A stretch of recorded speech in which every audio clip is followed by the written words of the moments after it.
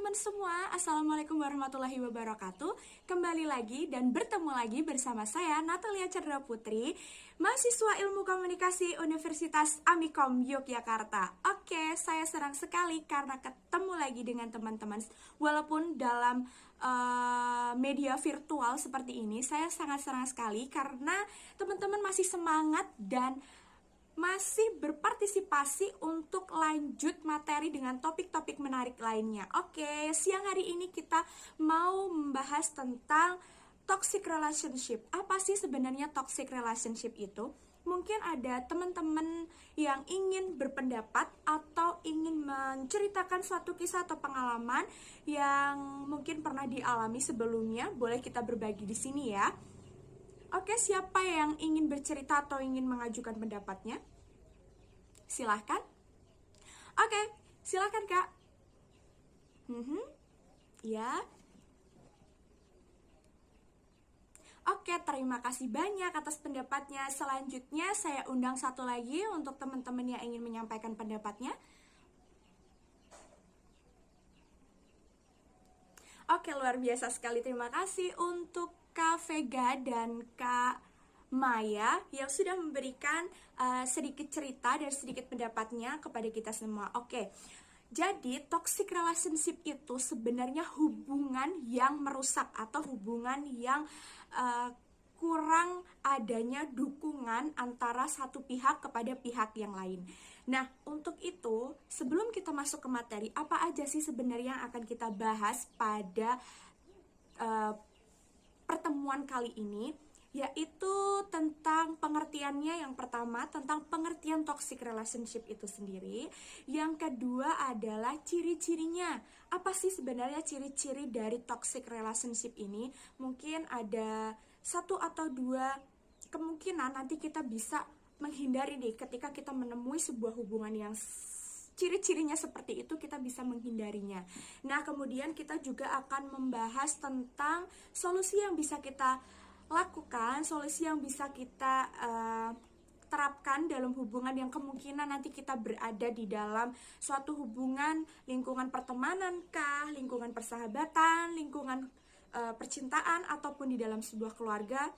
Nanti kita bisa menghindari dari hubungan toxic relationship ini, hubungan yang sangat beracun ini, dengan berbagai cara-cara yang akan kita bahas pada siang hari ini. Dari definisi yang diberikan oleh Dr. Liliana Glass adalah toxic relationship merupakan hubungan yang mana tidak adanya saling dukung antara satu pihak kepada pihak yang lain. Nah, dari hubungan ini ada satu pihak yang berusaha memiliki kontrol yang besar kepada pihak yang lain. Hubungan ini tidak melulu tentang hubungan percintaan, namun juga hubungan ini sering terjadi dalam lingkungan keluarga, persahabatan, profesionalitas, atau dalam dunia kerja. Nah, bagi seseorang yang menyakiti atau seseorang yang mengontrol, dia itu punya keinginan untuk merubah atau harus sesuai dengan keinginannya. Dan bagi orang yang dikontrol itu mempunyai sisi di mana dia itu merasa untuk bertahan atas ketakutan bahwa tidak ada yang bisa mencintai dia seperti orang yang mengontrol itu tadi. Nah, bagaimana hubungan ini bisa tumbuh atau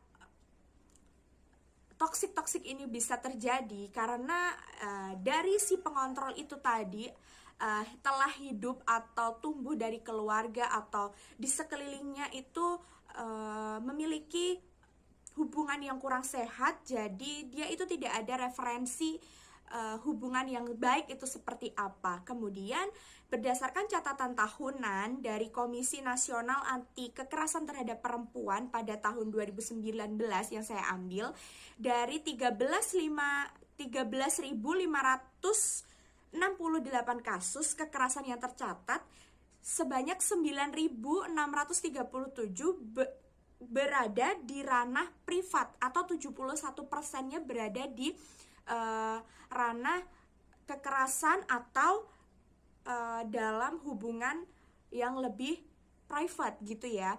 Nah, kemudian kita masuk dalam ciri-cirinya. Ciri-ciri hubungan yang toksik itu seperti apa? Yang pertama yaitu rasa cemburu yang berlebih. Rasa cemburu yang berlebih menjadi salah satu faktor utama atau penyebab di mana timbulnya hubungan yang tidak sehat. Ketika seseorang sudah mulai tidak percaya dengan orang lain atau perasaan atau hubungannya sudah dinodai karena sikap yang berubah atau apa, kemudian dia itu memunculkan rasa cemburu yang berlebih seperti yang sering terjadi pada kalangan remaja atau hubungan percintaan yang ada, melacak pacarnya ada di mana, sampai ngelacak sosial medianya, email pasangannya, terus sampai membuat batasan jam malam, tanya kamu di mana, sama siapa, ngomongin apa. Nah, itu juga merupakan masuk dalam ciri-ciri toxic relationship. Yang kedua yaitu mengungkit kesalahan pasangan. Nah, ini sering terjadi ya, ketika si pasangan itu melakukan kesalahan, dia akan sepanjang hari atau sepanjang bertemu itu akan membahas hal yang dia lakukan terus-menerus. Seperti contohnya nih, sering dijadikan parodi ya dalam sosial media, TikTok atau Instagram yang sering kita temui. Misalkan si cowok itu ketemu sama perempuan dan si perempuan itu bilang terima kasih, si cowok bilang sama-sama. Kemudian si pacarnya ini, yang si ceweknya ini bakalan bilang ngecengin gitu ya, bahasa kerennya, makasih, sama-sama, sama-sama, terus menerus sampai 1 hari penuh, dan itu akan berulang-ulang. Selanjutnya nih, selalu dijadikan pelampiasan amarah. Nah, ketika kita nggak tahu apa-apa nih, giliran dia datang, dia selalu nyalain kita, padahal kita nggak tahu masalah dia apa ya kan. Misalkan HP-nya pecah, kita yang disalahin, apa-apa kita yang disalahin. Nah, itu malah jadi tekanan batin sendiri buat yang cewek. Misalkan itu si cowoknya yang selalu pemarah gitu ya.